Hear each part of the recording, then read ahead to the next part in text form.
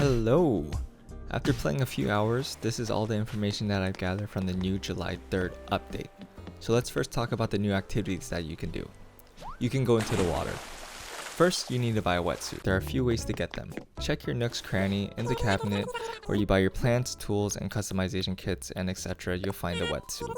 Or if you have the Nook's phone app, you can buy it from there as well. And if you don't have it yet, you can go to resident services and order it from the Nook stop.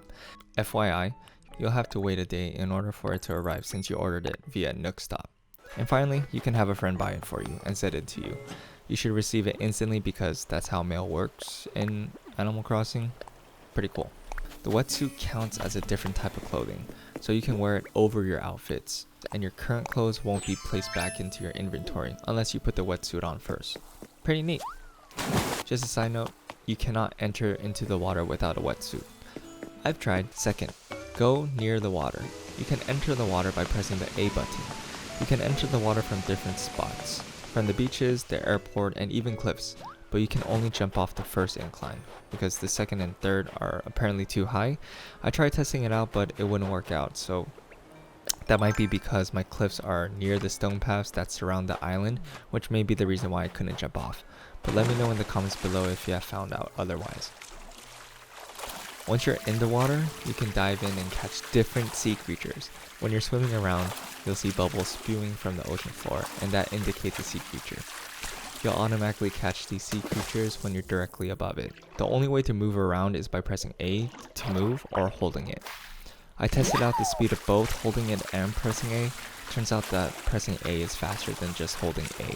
Once you're directly above or near the shadow, then press Y and you'll dive underwater. Make sure to move toward the shadow because they will move and depending on the sea creature that spawned there. I'm not too sure if the bubbles represent what type of creature it is, but the shadow and the speed of the creature scurries away from you matters. I literally spent a good 5 minutes trying to catch these two guys. From my experience, the shadows haven't disappeared from when you chase and don't successfully catch them. Let me know in the comments below if they have escaped from you and disappeared. But when I was chasing the Venus flower basket and the Giga giant clam, they didn't disappear. When you dive underwater, you have about 8 seconds to swim before you have to rise back to the surface.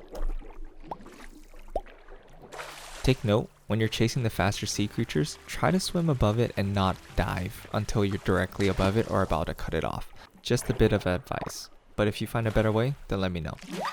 Just like fish and bugs, the sea creatures are on a seasonal basis and time basis, so some sea creatures will only be spawning in certain seasons and certain times of the day.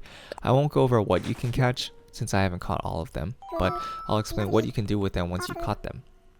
Donate to the museum. Same function as the fish and bugs that you catch. You first need to donate one to Blathers, and after that, he'll accept multiple donations. The sea creatures are going to be part of the aquarium section of the museum.